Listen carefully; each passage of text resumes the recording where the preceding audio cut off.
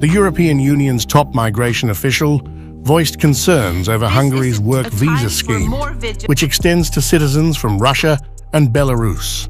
This comes amid a surge of sabotage incidents and espionage allegations across Europe, further complicating EU security dynamics. Hungary expanded its national card program in July, just as it assumed the EU's rotating presidency. The move, which coincided with Prime Minister Viktor Orbán's controversial visit to Moscow for talks with Russian President Vladimir Putin, has sparked criticism from EU leaders.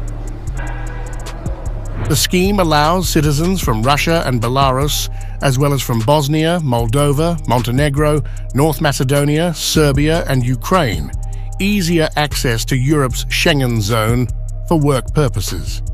Notably, only the latter 6 countries are official candidates for EU membership. I'm quite surprised that the fact that we also have other security risks in the European Union is not a reason to put a blind eye to this huge security threat that comes from Russia. And in my view, it's a bit strange to actually welcome specifically citizens from Russia and Belarus in a situation where we know that these countries are hostile to the European Union. Orbán, known for his close ties to Putin, has often resisted EU-wide efforts to support Ukraine or impose sanctions on Moscow.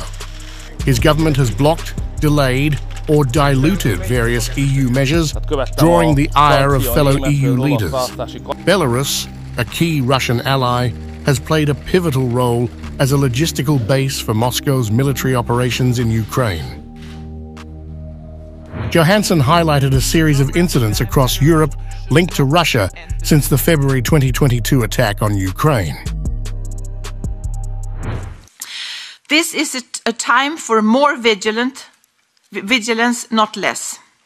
This is not the time to be soft on security, potentially undermining the security of the entire Schengen area, and certainly undermining trust and solidarity in the Schengen area. Because in Schengen, we must keep each other safe. In early August, Johansson sent a letter to Hungary requesting clarification about the security checks imposed on Russian and Belarusian nationals under the National Card Scheme. At a news conference in Brussels, Hungarian EU Affairs, Minister János Boka attempted to downplay the issue.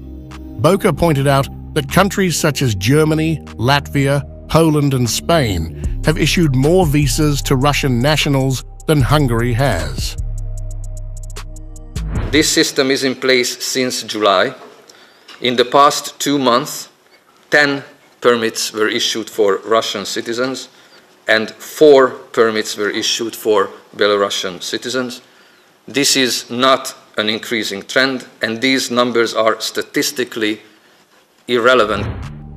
In defense of Hungary's stance, Boka also insisted that there is no issue when it comes to the national card and called EU member states' concerns a hysteria. There is no legal and security issue whatsoever when it comes to the national card in the Hungarian legal system. However, there is, in my evaluation, a clear political hysteria which is created by the majority of the European Parliament and certain member states. Meanwhile, a day earlier, Hungarian Foreign Minister Péter Szijjártó issued a defiant statement, responding to the criticism Hungary often faces for its divergence from the broader EU position. Notably, Szijjártó also talked on the issue of national cards, which he said were engulfed by fake news campaigns carried out against Hungary. On the question of Borrell, the foreign policy chief of EU, Szijjártó called him someone with a very bad taste. Last question, I think he has a very bad taste. As Hungary's relationship with its EU partners becomes increasingly strained, the debate over its work visa scheme raises broader questions about the balance between national sovereignty and collective European security. This issue is set to dominate discussions in Brussels in the coming weeks as EU leaders grapple with the complex geopolitical challenges posed by Russia and its allies. Meanwhile, a question on many people's minds is, where is Hungarian Prime Minister Viktor Orbán?